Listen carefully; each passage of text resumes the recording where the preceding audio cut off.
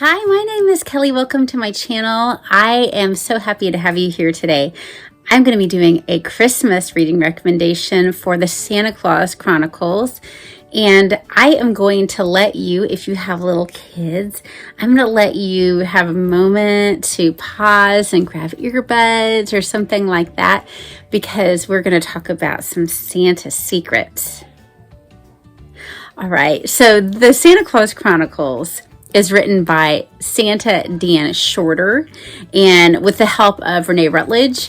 And it is the autobiography of a man who lives in central Oklahoma who has played Santa for many years now. Now you understand why I had little ones that believe in Santa leave the room.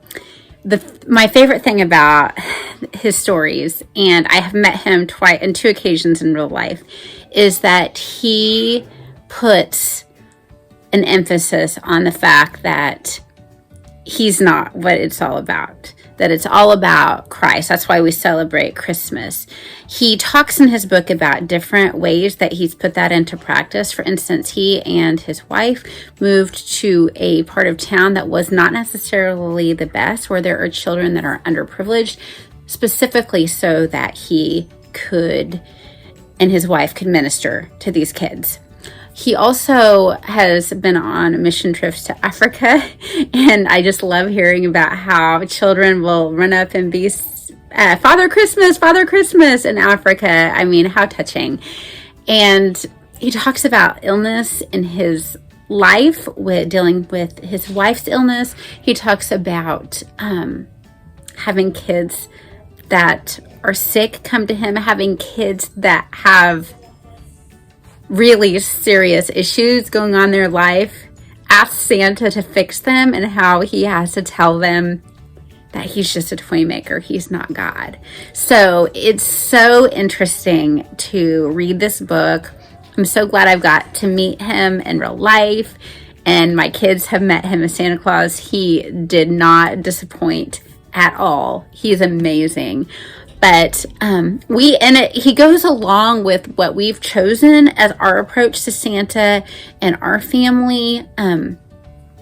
We've always wanted to make Christ the emphasis of Christmas, and no judgment at all. I know a lot of people that have gone all out with Santa, and their kids have been able to put Christ first in Christmas. And I also, no judgment if you have gone the total other direction and refused to have anything to do with Santa Claus. You know, we always have to follow our own conscience.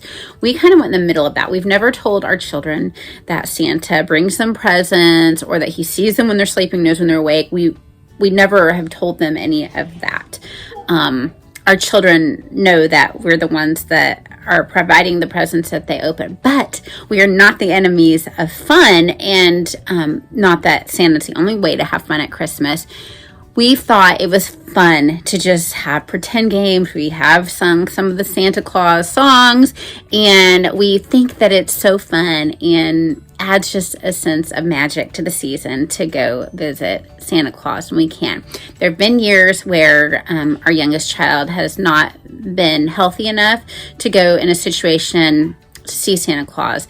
And that's one thing about this Santa Claus that's been good, is that it's been by appointment, so we have been able to avoid some of the germs of maybe going to the mall and stuff like that in the last couple of years when we've seen him. But I sought him out because I read this book and I wanted to find out, where can I meet this Santa Claus? So I really recommend this if you especially are someone that is a Christian but you have fun with Santa. It's amazing how he's been able to use this as a ministry. It is such a touching book. So if you're looking for a good memoir to read, written by a man who is Oklahoma's most beloved Santa Claus, this is your book. All right, I hope you read a lot. Thanks a lot. Bye-bye.